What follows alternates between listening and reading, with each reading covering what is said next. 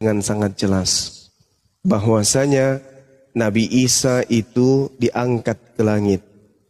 Kenapa dia diangkat? Karena dia adalah orang yang soleh. Oke?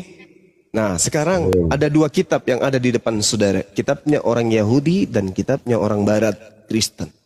Oke? Kitabnya orang Yahudi mengatakan di Amsal 18 nomor 21. Tuhan menjadikan orang fasik, pengkhianat untuk sebagai pengganti orang yang benar. Satu. Oke? Yang kedua, di dalam kitab saudara, jelas sekali dikatakan di dalam Yohanes 13 nomor 4, Yesus melepaskan jubah dan menggunakan kain lenan. Ingat, Yesus melepaskan kain jubah dan menggunakan kain lenan. Kemudian, orang yang ditangkap, ada seorang pemuda di dalam Markus 14 nomor 51-52 jelas dikatakan ada seorang pemuda yang lolos melarikan diri. Yaitu anak muda, seorang pemuda, seorang bujang yang menggunakan kain lenan. Pertanyaan saya, siapa yang menggunakan kain lenan? Di dalam Yohanes 13:14. Meow. Anda belum menjawab. Tunggu dulu, ini dulu. Saya akan jawab, Ini dulu. Merubah. Siapa yang mampu merubah? Ini dulu, Bang. Dijawab dulu. Siapa yang merubah? Allah. Apakah demikian? Allah yang merubah, menjadikan orang yang menggantikannya yaitu pengkhianat, orang fasik. Kenapa demikian? Haleluya, salam kemenangan iman buat kita semua dimanapun kita berada. Baru saja kita menyaksikan sebuah rekaman video. Di dalam rekaman video itu seorang apologet muslim berkata bahwa Isa itu terangkat. Kenapa dia terangkat? Karena hidupnya soleh. Ini menurut kepercayaan orang-orang muslim karena tertulis di dalam Al-Quran. Namun perlu saya sampaikan, Isa itu bukan Yesus. Kalau Isa itu terangkat, dia bisa disejajarkan dengan Henok dan Elia. Tapi di dalam keyakinan kekristenan, nama Isa itu tidak ada. Dan juga ada beberapa ayat yang dia ambil, dan dia mulai dari Amsal 18 ayat 21. Hidup dan mati dikuasai lidah. Siapa suka memakannya akan memakan buahnya. Jadi dia tafsir ayat ini bahwa orang fasik ini digantikan. Artinya bahwa yang mati di salib itu bukan Yesus, tapi ada orang lain yang digantikan. Sehingga dia coba mengambil ayat-ayat firman Tuhan untuk membenarkan pola pikirnya bahwa yang disalibkan itu bukan Yesus tapi orang lain. Nah, saudara yang terkasih di dalam Tuhan Yesus, yang dia ambil tadi dalam Yohanes 13 berbicara tentang Yesus membasuh kaki murid-muridnya. Di ayat yang keempat yang dia ambil, lalu bangunlah Yesus dan menanggalkan jubahnya.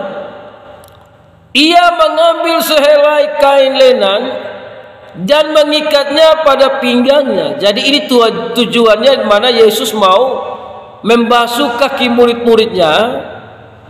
Dia ambil kain lenan ini tujuannya untuk menyeka kaki murid-murid. Di ayat 5, kemudian ia menuangkan air ke dalam sebuah basi, sebuah tempat yang dibuat dari tanah liat, dan mulai membasuh kaki murid-muridnya. lalu menyekannya dengan kain yang terikat pada pinggangnya itu. Jadi kain lenan itu yang diikat pada pinggangnya, itu dia pakai untuk membasuh kaki murid-murid. Nah, ayat ini dia cocokkan dengan Markus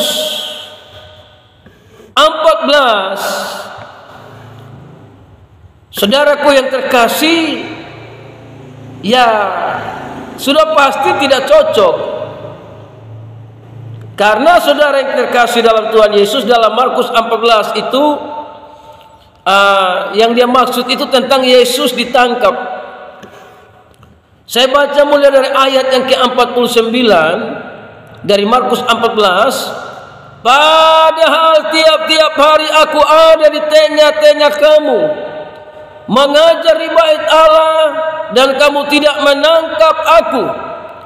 Tetapi haruslah digenapi yang tertulis dalam kitab suci. Jadi saudara, Yesus itu tidak melarikan diri. Saudara, Yesus tidak melarikan diri. Ada seorang murid yang memotong telinga dari seorang hamba imam besar. Yesus bilang, sarungkan pedangmu. Jadi Yesus itu tidak melarikan diri waktu ditangkap di Taman Getsemani. Jadi saudara, tidak bisa dipakai Yohanes 13 tadi itu, bahwa yang lari itu adalah Yesus. Tidak bisa. Karena waktu di Taman Getsemani itu Yesus tidak lari. Di ayat 50, lalu semua murid itu meninggalkan dia, meninggalkan Yesus, dan melarikan diri. Jadi semua murid-murid itu melarikan diri, tinggalkan Yesus. Jadi Yesus itu tidak melarikan diri. Nah, saudara, di ayat 51 yang dia sampaikan tadi, ada seorang muda yang pada waktu itu hanya memakai sehelai kain lenan untuk menutup badannya, mengikuti dia. Mereka hendak menangkapnya. Jadi ada seorang pemuda ini yang hendak mengikut Yesus. Memang Alkitab tidak menuliskan siapa namanya, tapi menurut para penafsir dia adalah Markus. Makanya lah dia yang menulis kitab Markus ini. Namun Alkitab tidak menceritakan siapa namanya, dan kita pun tidak perlu memaksakan. Yang jelas ini bukan Yesus. Yang jelas Yesus tidak lari. Jadi di sini dia berkata, ayat 51, ada seorang muda yang pada waktu itu hanya memakai sehelai kain lenan untuk menutup badannya, mengikuti Yesus. Mereka hendak menangkapnya. Jadi dia ini hendak mengikuti Yesus, dan mereka mau menangkap dia. Ayat 52, tetapi ia melepaskan kainnya dan lari dengan telanjang. Yang jelas ini bukan Yesus. Jadi tidak bisa dalam Yohanes 13 itu dia pastikan bahwa ini adalah Yesus. Tidak, karena ini ada seorang anak muda yang mau ikut Yesus. Mereka mau menangkap dia dan dia lari dengan telanjang, saudara. Jadi yang jelas Yesus itu tidak melarikan diri. Justru Yesus siap ditangkap. Dia tidak membela muridnya yang potong itu hamba imam besar punya telinga. Dia tidak membela, justru dia bilang jangan bermain pedang. Orang yang main pedang akan mati dengan pedang. Jadi saudaraku yang tadi bertanya sebagai apologet Muslim, siapa anak muda ini? Yang jelas kita tidak tahu siapa namanya. Yang jelas dia bukan Yesus yang melarikan diri. Jadi tidak bisa tafsirkan bahwa Yohanes 13 tadi itu Yesus menggunakan kain lenan, dan ketika dicocokkan dengan Markus 14 bahwa Yesus melarikan diri. Tidak, saudara, Yesus tidak melarikan diri. Dan yang jelas-jelas Yesus ditangkap. Yesuslah yang disalibkan sesuai dengan perkataannya. Dia akan ditolak oleh tua-tua dan imam-imam bangsa Yahudi, dan dia akan dibunuh dengan cara disalibkan sesuai dengan perkataannya, dan hari yang ketiga dia bangkit, dan setelah itu dia naik ke surga. Jadi jelas bukan Yesus yang melarikan diri, tapi ada seorang anak muda yang mau mengikut Yesus tapi mau ditangkap. Dia bangun lari, dia buang itu pakaian lenan dan dia lari dengan telanjang, saudara. Jadi sekali lagi, saudaraku yang terkasih, firman Tuhan ini ya dan amin.